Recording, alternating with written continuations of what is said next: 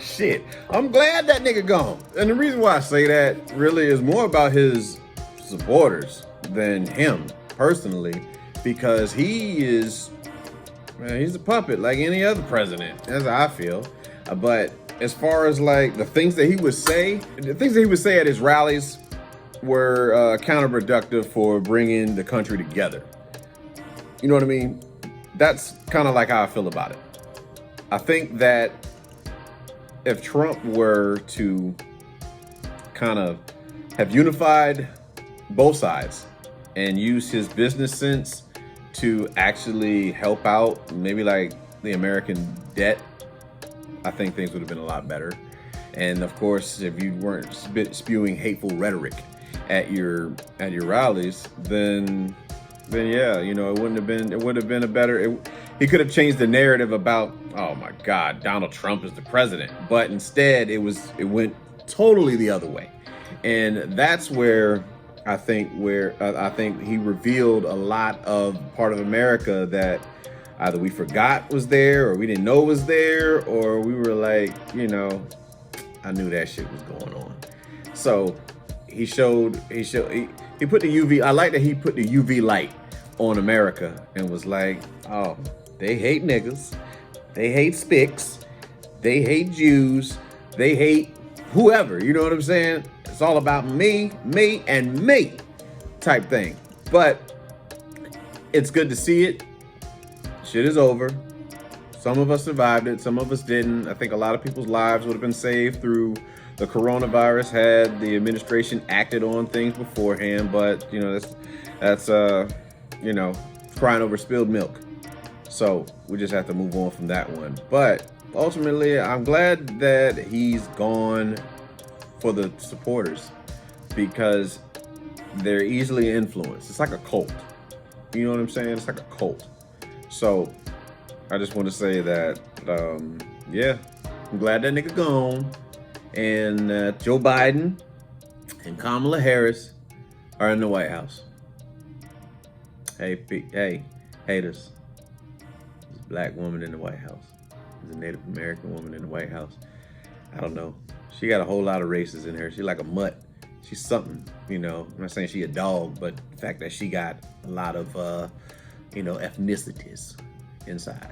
But Kamala Harris, Joe Biden, congratulations.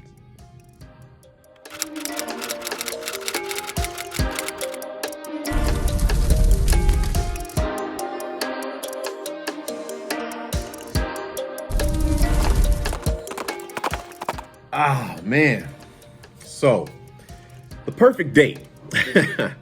Well, let me get in my in this smooth, light voice for this. Put on this sexy.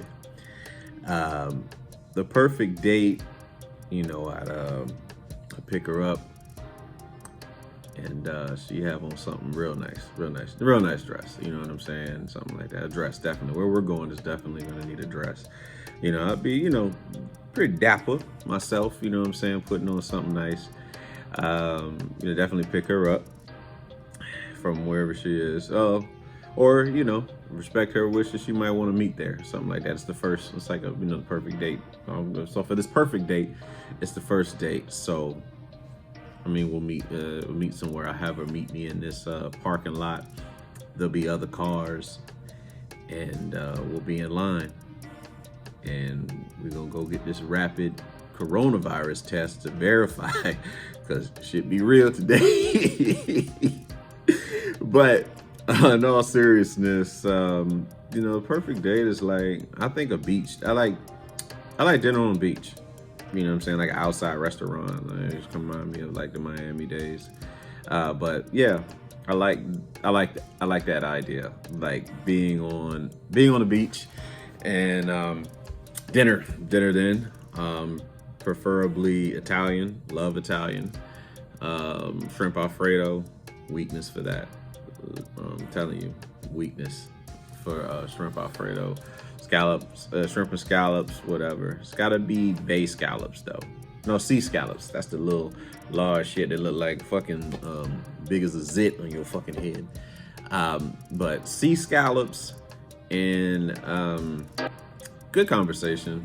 Definitely asked some hard questions. No assumptions. Third agreement. No assumptions.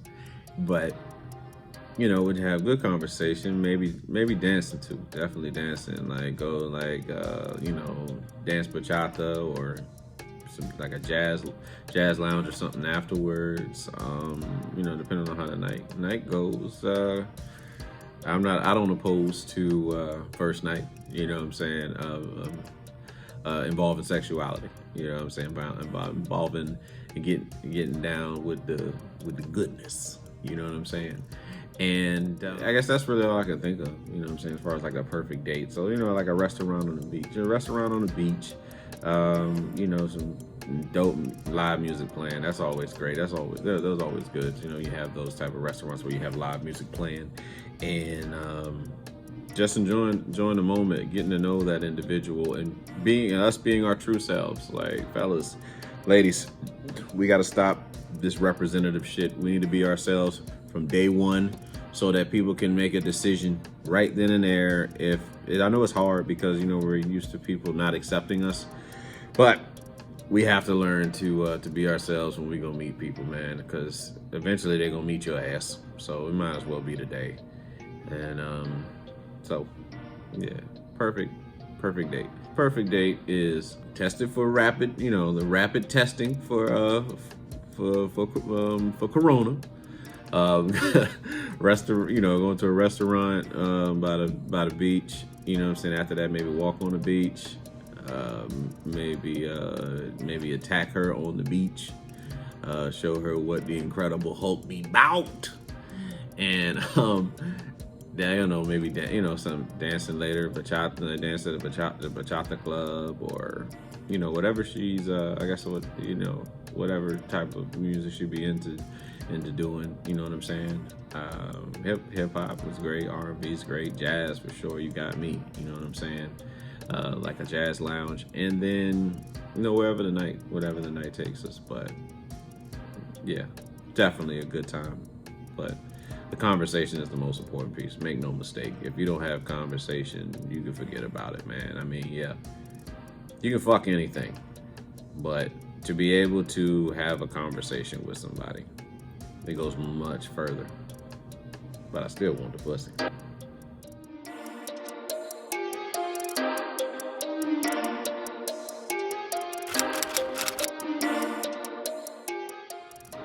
A mantra I use to stay motivated. I am lovable. I am worthy. I am valued. And I'll say that quite often. I find myself, if you're like me, you were beaten down mentally at an early age, and you became like this people pleaser, and you really weren't yourself because you were afraid to be yourself. If you revealed who you are and the things you like, then you were going to be criticized for it, ridiculed. And the ego we create to protect ourselves from pain. So it's letting yourself know that it's okay to be yourself. I am worthy. I am lovable. I am wise. I guess that's another one that could be used. I am lovable. I am worthy. I am wise. And the other one is I think it was Les Brown, the motivational speaker. I think he said, if you wouldn't do that very same thing that you're ashamed of today, then you're convicting an innocent person. And that moved mountains for me in my head. I had to get my brain wrapped around that shit, because I'm just been hell-bent on being perfect, trying to perfect some shit I done already fucked up. And I think some of us just do that when we just feel like we won't be loved. When we've dealt with conditional love growing up, we are afraid to show who we are because we won't be accepted. And you want that initially as a child wants to be accepted. So it's like trying to break that childlike mindset so that you can become an adult when you stand alone and you just become your own person. Like, for instance, my brother grew up in the same household as me, but I think early on he just kind of figured out, man, you know what? I'm better off just doing what the fuck I want to do than trying to appease these people. You know what I'm saying? Because it's just like our parents. You know what I'm saying? Um, and and it just made I don't know. It took me a lot longer to understand it because I was just hell bent. I left the house at 18, and I was kind of like, I wasn't ready. I wasn't ready to leave yet. So it was there's a scary situation for me. You just be thrown. It felt like you're just thrown out there to the world, not knowing what the fuck to do. So you're still a child. So when you leave the world as a child, you're gonna respond like a child in a lot of ways. So you know what I'm saying. It's just like, and then just being afraid from those same childhood traumas that are there. You know what I'm saying, that don't you won't it doesn't allow you to become to make decisions like what an adult would do. Is more so you're just constantly looking for instruction like a child does. You know what I'm saying? Instead of trusting your own judgment and making your own decisions and doing that. So I just love that my baby brother was able to see that early on. He, yeah, super proud of him. But it took a while for me to understand things about myself. Therapy has definitely helped. But getting back to the question, what is a mantra used to stay motivated? I am worthy. I am lovable. I am wise.